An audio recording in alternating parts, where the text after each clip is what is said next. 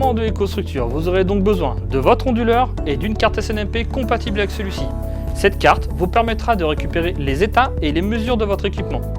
Les états correspondent aux dysfonctionnements et aux mesures de votre onduleur. Les dysfonctionnements concernent les défaillances internes ou externes à celui-ci, et dans les mesures, nous récupérons les mesures en amont, en aval et interne à l'onduleur. Dans les mesures internes, nous récupérons entre autres les mesures batterie, éventuellement les températures ou toute autre information qui est remontée par l'onduleur. C'est tout ce dont vous aurez besoin pour déployer votre onduleur sur EcoStruxure. Pour la mise en place de votre carte SNMP, pour l'équipement que nous avons actuellement, il s'agit donc d'un SA3i Modular ST. L'installation de cette carte se fait par l'arrière, dans le slot prévu à l'effet.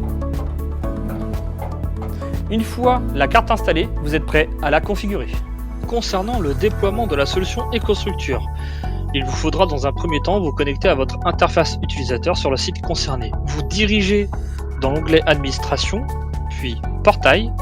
Au choix, vous allez pouvoir télécharger le logiciel depuis le pop-up ou depuis le lien directement disponible dans l'onglet. Une fois le logiciel de la Gateway installé sur votre serveur, vous allez donc pouvoir commencer la configuration de celle-ci. Information importante, configurer vos proxys.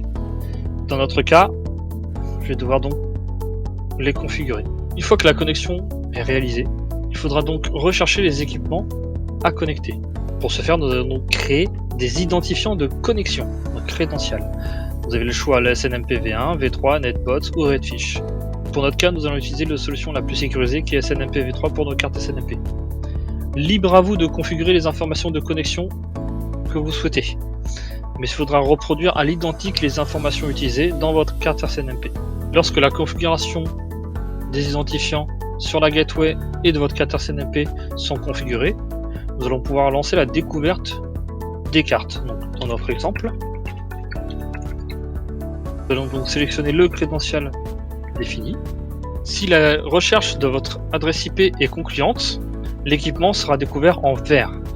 Dans le cas où celui-ci apparaît en rouge, il faudra certainement revoir les paramètres d'identification. Une fois celui-ci configuré, l'équipement apparaît bien dans vos équipements sur votre serveur. La seconde étape est donc d'enregistrer votre EcoStruxure sur votre compte EcoStruxure IT. Dans ce cadre-là, nous allons donc lancer depuis le lien directement disponible. Cliquons donc sur le lien de connexion. Nous allons donc donner un nom à notre passerelle. Dans notre cas, nous allons dire que c'est la salle IT de notre site. Le code, il ne faut surtout pas le modifier. Ça concerne le code qui correspond à votre gateway. Et vous pouvez vous connecter dans votre gateway à votre installation. Nous sommes donc de retour sur votre interface EcoStruxure, sur le tableau de bord. EcoStruxure Asset Advisor concerne un appareil sur les deux disponibles. Nous allons voir dans l'inventaire. Dans l'inventaire, nous allons donc voir les deux équipements, donc en l'occurrence notre onduleur, ainsi que la gateway. Il vous est donc désormais possible de suivre en temps réel, depuis l'application mobile, votre onduleur.